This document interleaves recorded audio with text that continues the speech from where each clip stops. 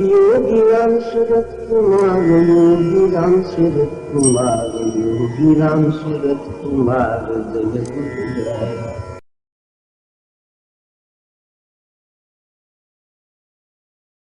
பகவான் அடிக்கடி சொல்வார், என் தந்தை ஒருவரே நிலைத்திருக்கிறார், வேறு எதுவும் இல்லை, எவரும் இல்லை என்று. இதற்கு அர்த்தம் என்ன என்று பலர் கேட்கிறார்கள். பிறகு இன்னொன்றும் சொல்வார், my father in all, all in father. இதற்கு அர்த்தம் என்ன என்று கேட்கிறார்கள். My father alone exists. There is nothing else, no one else. இதைத்தான் காலம் காலமாய் பெரிய மகாத்மாக்கள் அவர்கள் கண்டுபிடித்த உண்மை, அதில் அவர்கள் ஊன்றி இருக்கும் அந்த உண்மையை பலவிதங்களில் சொல்லி வருகிறார்கள். அருகிலேயே ரமண பகவான், there is only the self, there are no others என்று சொல்லி இருக்கிறார். இப்படி பப்பா ராமதாஸ் அவர்கள் அதை ஆத்மாராம் என்று சொல்கிறார். ஆனாலும் எல்லோரும் சொல்வது அது ஒன்று மட்டுமே இருக்கிறது, வேறு எதுவும் இல்லை, எவரும் இல்லை என்பதுதான். மொழியானது வேறுபடுகிறது. இது எப்படி சாத்தியம்? அது மட்டுமல்ல, நம்முடைய பகவான் சொல்கிறார், என் தந்தைக்குள் எல்லோரும் இருக்கிறார்கள், எல்லோருக்குள்ளும் என் தந்தை இருக்கிறார். இதை எப்படி புரிந்து கொள்வது? இதை மிக எளிய முறையில் சில வாக்கியங்களில் சொல்ல முயற்சிக்கிறேன். நாம் பார்த்திருக்கிறோம், பல மகாத்மாக்கள் அவர்களிடம் சென்றார், நம்முடைய கர்மவினை நம்மை தாக்கும் பொழுது பெரும் துன்பத்திற்கு ஆளாகிறோம். உடனே ஒரு மகாத்மாவிடம் செல்கிறோம், அவரிடம் சொல்கிறோம். அவர் தன் கையை தூக்கி ஆசீர்வதிக்கிறார். நம்முடைய கஷ்டங்கள் எல்லாம் தீர்வு கண்டுவிடுகின்றன. நம்முடைய கர்ம வினைகளை எதிர்த்து அருள் ஒன்றினால் அதை அவர் சரிபடுத்துகிறார். அவரால் எப்படி இது முடிகிறது? அவருடைய மனம் அந்த கடவுள், அந்த பரம்பொருளில் ஊன்றி இருக்கிறது. அது எப்படி அது ஊன்ற முடியும்? உலக ஆசைகளில் இருந்து நாம் விடுபட்டால்தான், அதாவது வைராக்கியம் என்று சொல்வோம், டிஸ்பேஷன். எந்த ஒரு பொருளின் மேலோ எந்த ஒரு மனிதர் மேலோ நம்முடைய ஆசைகளையும் கனவுகளையும் வைக்காமல் இறைவன் ஒன்றையே குறியாக கொண்டு ஒருமுகப்பட்ட மனதோடு பக்தியோடு அவர் ஒருவர்தான் நமக்கு கதி என்ற ஞானத்தோடு அவரை வழிபட்டு ஆழ்நிலை தியானத்திலோ அல்லது ஆத்ம விசாரத்தினாலோ அவருடைய அந்த பெருநிலையில் நாம் ஒன்றும் பொழுது அந்த மனம் முற்றிலும் தூய்மையான சாத்வீக மனமாக ஆகிவிடுகிறது. ஆசைகளற்ற மனதிற்கு ஒரு பெரும் ஆற்றல் உண்டு. அந்த ஆற்றல் மிகு சக்தியினால் அதை நாம் அருள் என்று சொல்கிறோம். அதன் மூலம் எதையுமே மாற்ற முடியும். விதியை மதியால் வெல்லலாம் என்பதெல்லாம் உண்மை அல்ல. விதியை அருளினால் மட்டுமே வெல்ல முடியும். அந்த அருளுக்கு நாம் ஒரு தவம் செய்ய வேண்டும். நாம் பார்க்கிறோம் அல்லவா, இன்னொரு அதிசயம்.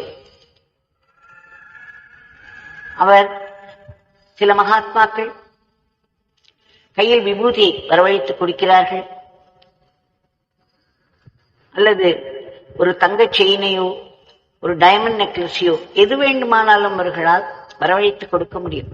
அவர்கள் மனதில், இந்த தூய்மையான மனதில் ஒரு எண்ணம் ஏற்பட்டால் அந்த எண்ணம் உடனேயே மெட்டீரியலைஸ் ஆகிவிடும். அப்பேற்பட்ட ஆற்றல் அந்த மனதிற்குள், எண்ணமற்ற, எண்ணமே இல்லாத ஒரு தூய்மையான பேருணர்வில் திளைத்திருக்கும் மனதில் ஒரு எண்ணம் ஏற்பட்டால் அது உடனே நிறைவேறிவிடும். நாம் பரம்பொருள் என்று சொல்கிறோம் அல்லவா, இந்த பரபிரம்மம் என்று சொல்கிறோம்.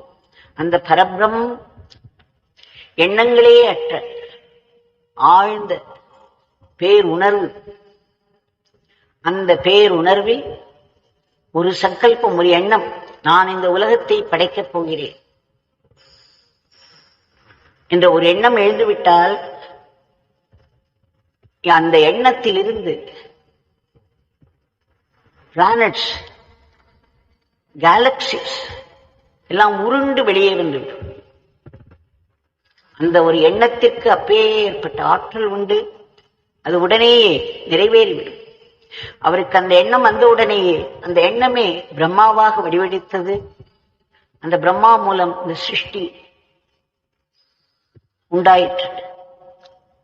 அந்த பரபிரம்மத்தின் மனதில் இந்த உண்டாக்கிய இந்த சிருஷ்டியை காப்பாற்ற வேண்டும் என்ற எண்ணம் வந்தது. அது உடனே மகாவிஷ்ணுவாக வடிவெடுத்தது. அவர் அந்த தொழிலை செய்து வருகிறார். அந்த மனதில் இது எல்லாவற்றையும் திரும்ப நம்மிடம் சேர்த்து விட வேண்டும், பேருணர்வாய் மாற்றிவிட வேண்டும் என்ற எண்ணம் வந்தவுடன் சிவபெருமான் ருத்ரன் தோன்றினார். அவர் எல்லாவற்றையும் அழிக்கும் அந்த தொழிலை செய்து வருகிறார். ஆக இருப்பது பரபிரம்மம் ஒன்றுதான். அந்த பரபிரம்மத்தில் ஏற்பட்ட ஒரு சிறு சலனம், ஒரு எண்ணம், அந்த எண்ணம் 3 வடிவாக வடிவெடுத்து இந்த உலகத்தை உருவாக்கி சிருஷ்டி செய்து காப்பாற்றி பிறகு பிரளயம் என்ற பெயரில் எல்லாவற்றையும் தனக்குள் இழுத்துக் கொண்டு விடுகிறது. இந்த ஒரு பொருளில் இருந்துதானே இந்த உலகம் வந்திருக்கிறது. அப்பொழுது இந்த உலகம் முழுவதும் அந்த பொருளினால் ஆனதுதானே, இந்த பரம்பொருளினால் ஆனதுதான் இந்த உலகம் முழுவதும். அந்த ஒன்றுதான் மெட்டீரியல், அதுதான் பில்டிங் மெட்டீரியல். அந்த பில்டிங் மெட்டீரியலை வைத்துத்தான் இந்த உலகத்தில் உள்ள அத்தனை சிருஷ்டிகள், ஒரு புழுவாகட்டும், பூச்சியாகட்டும், கல்லாகட்டும், மரமாகட்டும், பறவையாகட்டும், விலங்குகளாகட்டும், மனிதனாகட்டும், தேவர்களாகட்டும், ரிஷிகளாகட்டும், பிரம்மா வரை, மகாவிஷ்ணு வரை, சிவபெருமான் வரை எல்லோரும் அந்த பரம்பொருளின் ஒரு எண்ணத்திலே உருவானவர்கள். அதனால் இந்த உலகத்திற்கு இந்த பில்டிங் மெட்டீரியல் ஆதாரம் அந்த பரம்பொருளுடைய எண்ணம் ஒன்றுதான். பரம்பொருளினால் ஆனது. ஆனால் வடிவங்கள் அந்த பரம்பொருளினுடைய சங்கல்பத்தினாலேயே இந்த வடிவங்கள் மட்டும் மாறி மாறி அமையும். அந்த வடிவங்கள் ஒரு நாள் எப்படி சமுத்திரத்தில் அலைகள் எழும்புகிறது, அழுத்தத்தினால், காற்றின் அழுத்தத்தினால் அலைகளாக எழும்பி ஒரு நிமிடம் நின்று மறுபடியும் தொப்பென்று அதிலேயே விழுந்து அந்த கடலாக ஆகிவிடுகிறது. அது அலைகளாக ஆகும் பொழுதும் அந்த அலைகளில் இருக்கும் தண்ணீர் அந்த கடலின் நீர் தானே.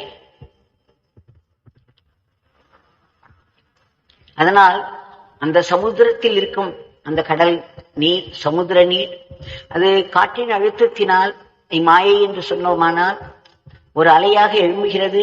இந்த அலையாக எழும்பும் பொழுதும் அதில் அந்த கடல் நீர் தான் இருக்கிறது.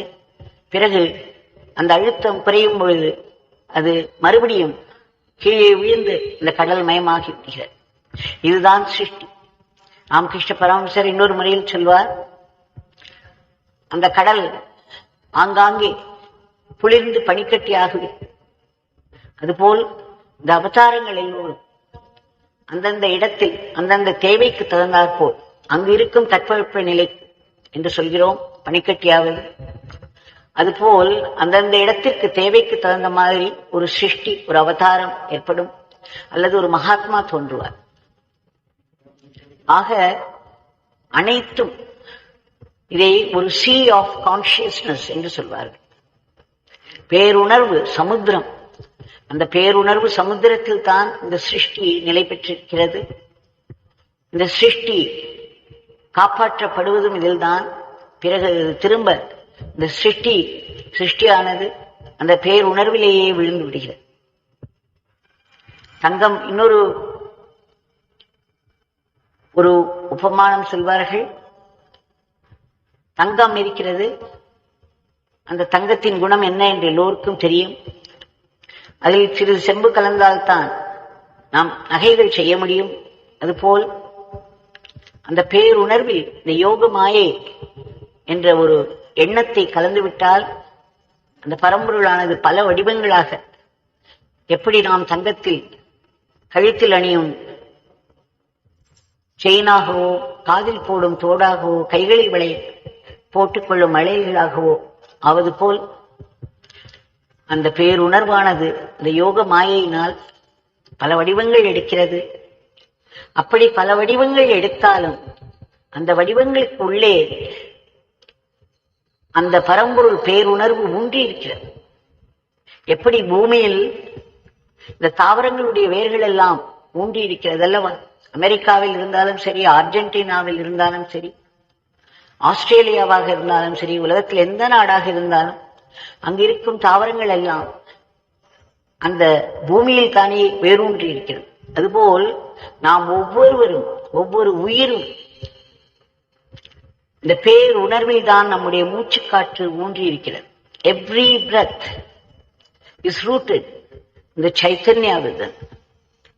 நமக்குள்ளே இருக்கக்கூடிய இந்த பேருணர்வு, இதைத்தான் நாம் பரமாத்மா என்று சொல்கிறோம், அந்தர்யாமி என்று எல்லாம் சொல்கிறோம். அவர் இந்த உடலையும் சிருஷ்டித்து இந்த உடலுக்குள்ளே இந்த மூச்சுக்காற்றையும் போட்டிருக்கிறார். அந்த இன் பிரெத், அவுட் பிரெத், இந்த பிரீதிங், இந்த மூச்சு விடுதல், உள்மூச்சு வெளிமூச்சு, இவையெல்லாம் உள்ளே இருக்கும் அந்த பரம்பொருளில் வேரூன்றி இருக்கிறது. எப்படி நாம் சிறு வயதில் பொம்மலாட்டம் பார்த்திருக்கிறோம். அந்த பொம்மைகள் எல்லாம் ஒரு வில்லன் இருப்பான், ஒரு ஹீரோ இருப்பான், ஒரு ஹீரோயின் இருப்பான், பல சப் கேரக்டர்ஸ் எல்லாம் இருக்கும். ஒவ்வொன்றையும் ஒரு ஸ்ட்ரிங் வைத்து, ஒரு கயிறு வைத்து மேலே இருப்பவர்கள் ஆட்டிக்கொண்டே இருப்பார்கள்.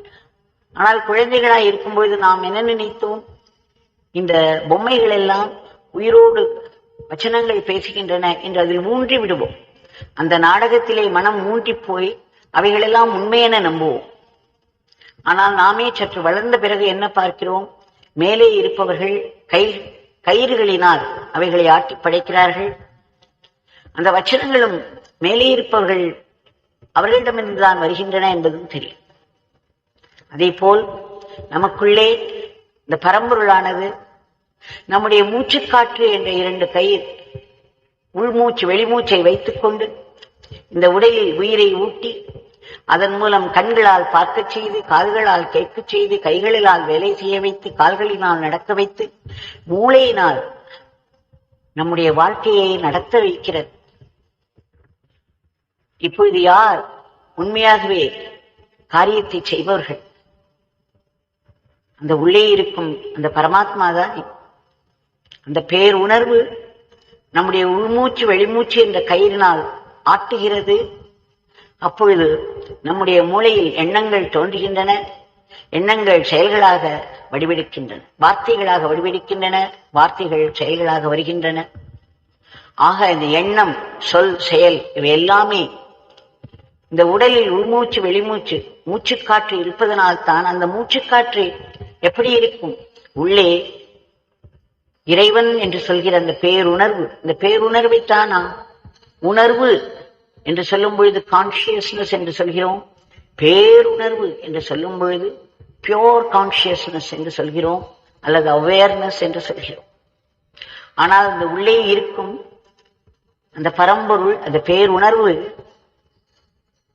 ஈகோ, அகங்காரம் என்ற ஒரு மாயையை வைத்திருக்கிறது. அந்த மூச்சுக்காற்றோடு அகங்காரம் என்ற ஒரு மாயையும் வைத்து விட்டிருக்கிறது. ஏனென்றால் அது அதனுடைய விளையாட்டு. அந்த அகங்காரத்தின் வழியாக இந்த பேருணர்வானது வடிக்கப்படுகிறது, அதாவது ஃபில்டர் ஆகிறது. ஃபில்டர் ஆகி வரும் பொழுது நம்முடைய உணர்வு, இந்த பேருணர்வு சாதாரண உணர்வாக, மனித உணர்வாக மாறுகிறது. அந்த மனித உணர்வு ரொம்பவும் எல்லைக்கு உட்பட்டது. நமக்கு நாம் பின்னால் நடப்பது என்ன என்று தெரியாது. அடுத்த சில நிமிடங்களில் நடக்கப் போவது என்ன என்பதும் தெரியாது. இப்படி எல்லாம் தெரிந்த அந்த பேருணர்வானது அகங்காரத்தின் வழியே தனி மனித உணர்வாக வெளிப்படும் பொழுது எல்லைக்கு உட்பட்டதாகிறது. அதனால் நாம் இடம் காலத்துக்கு உட்பட்டவர்களாகிறோம். ஒரு இடத்தில் தான் நம்மால் இருக்க முடியும், ஒரே சமயத்தில் பல இடங்களில் இருக்க முடியாது. அதே போல் காலம் என்பதும் நம்மை கட்டி விடுகிறது. இடம் காலம் இரண்டாலும் நாம் கட்டப்பட்டு விடுகிறோம். அதனால் தனி மனித உணர்வானது எல்லைகளுக்கு உட்பட்டு அறியாமை என்ற ஒரு பெரும் உபாதி என்று சொல்வார்கள், அல்லது அது ஒரு வியாதிதான். அறியாமை பெரிய வியாதி. அதற்கு மருந்து இறைவனுடைய நினைவு ஒன்றுதான். நம் பகவான் அதையெல்லாம் மிக எளிமையாக சொல்லிக் கொடுத்திருக்கிறார். Father in all in father.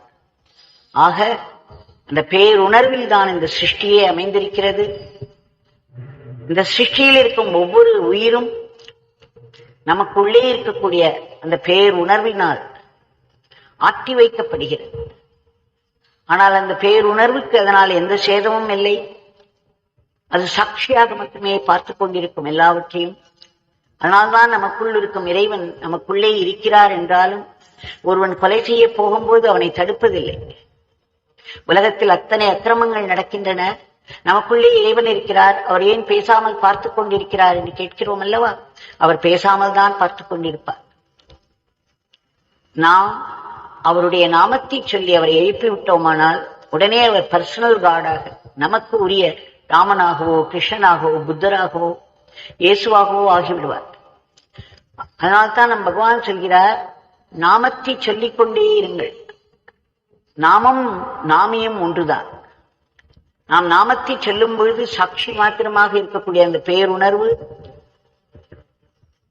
நம்முடைய தனி மனித உணர்வை எல்லாம் தாண்டிய ஆற்றல் மிக்க ஒரு உணர்வு ஆகிறது. அதைத்தான் நாம் ராமன் கிருஷ்ணன் என்று சொல்கிறோம், யோகி ராம் சரத்குமார் என்று சொல்கிறோம். பகவான் சொல்கிறார், நாமத்தை சொன்ன மாத்திரத்தில் அந்த இடத்தில் நாமி பிரசன்னமாகி விடுகிறார். அவர் எங்கே மேலே இருந்து கீழே குதிப்பதில்லை, நமக்கு உள்ளேயே